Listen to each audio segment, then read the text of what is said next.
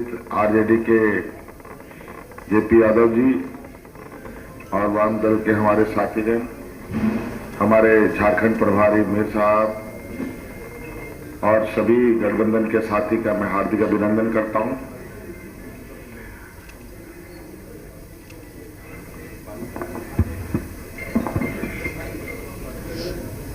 चुनावी समर है और सभी दल अपने अपने तरीके से चुनावी तैयारी करते हैं और इस चुनाव में या किसी भी चुनाव में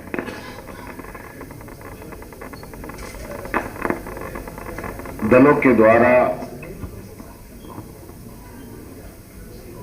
राज्य की जनता को ये बताना जरूरी है या जरूरी होता है कि अपने अपने दलों के पक्ष में वोट क्यों की जाए, मतदाता को क्या बताया जाए कि वो आपके पक्ष में वोट करे। और इसको लेकर आज हम लोग महागठबंधन के सभी झारखंड में जो लोग गठबंधन में शामिल हैं वो एक साथ यहां एकत्रित हुए हैं और आज हम लोगों ने आपके समक्ष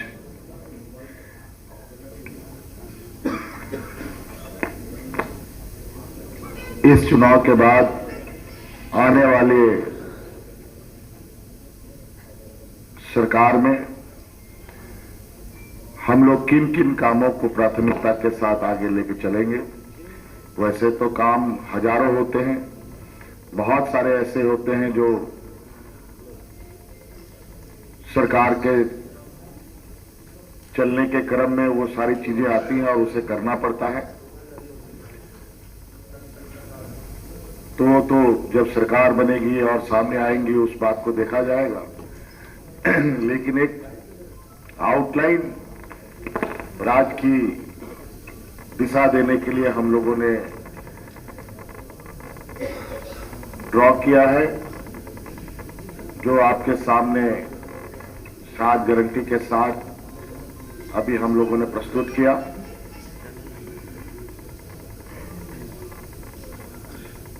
अभी वर्तमान में हम लोगों की सरकार है और शायद वर्तमान में कई चुनौतियों के बावजूद महागठबंधन सरकार ने जो मेरे नेतृत्व में चल रही है एक ऐसी लकीर खींची है जो अलग राज्य होने के बाद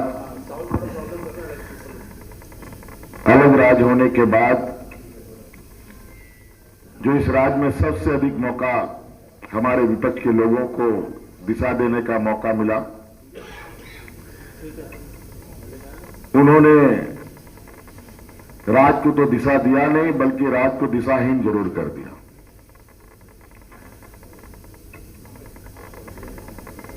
सरकार बनने के बाद कोरोना जैसा महामारी से हम जूझे, 2 साल से अधिक लंबा उसमें सरकार का जाया हुआ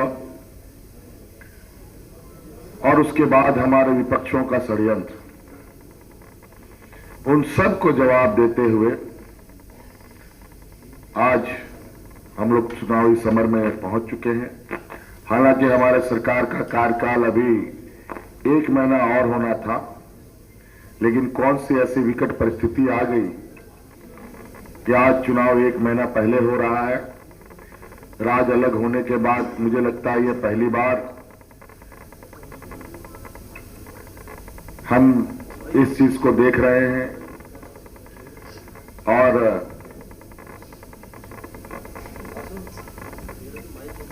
ये मैं मानता हूं कि चुनाव आयोग के पास शक्तियां हैं, लेकिन शक्तियां भी हर लोगों का अपना अपना होता है, राज्य सरकार का भी, केंद्र सरकार का भी। लेकिन कहीं ना कहीं हम सभी उन शक्तियों के प्रति अपनी पारदर्शिता और न्यायपूर्ण और जनहित के लिए उपयोग करते हैं। तो आज चुनाव आयोग के आदेश अनुसार राज्य में चुनाव हो रहे हैं, और वो भी 2 चरणों में। जहां 5 चरणों में चुनाव हुआ करते थे, आज 2 चरणों में चुनाव हो रहे हैं।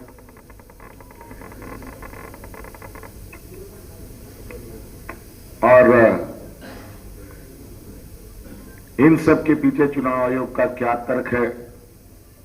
क्या विषय है, वो तो आप सब लोग चुनाव आयोग से प्राप्त कर सकते हैं। लेकिन अब समय धीरे धीरे आगे बढ़ रहा है,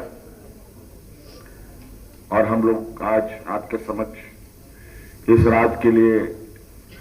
आने वाली सरकार का एक आउटलाइन जो हमने ड्रॉ किया है वो आपको दिखाया जा रहा है। और इससे भी कहीं गहराइयों में जाकर राज्य सरकार काम करेगी, क्योंकि झारखंड देश के सबसे पिछड़े राज्यों में से एक है।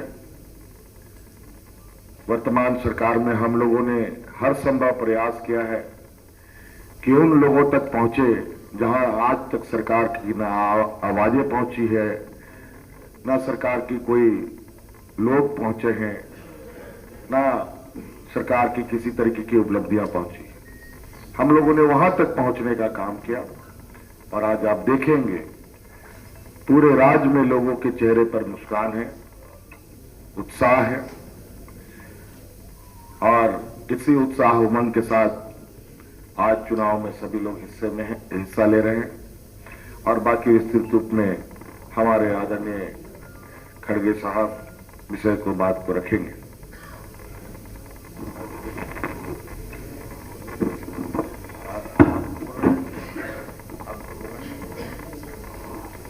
इससे पहले थोड़ा सा हमारे यादव जी कुछ बात करें।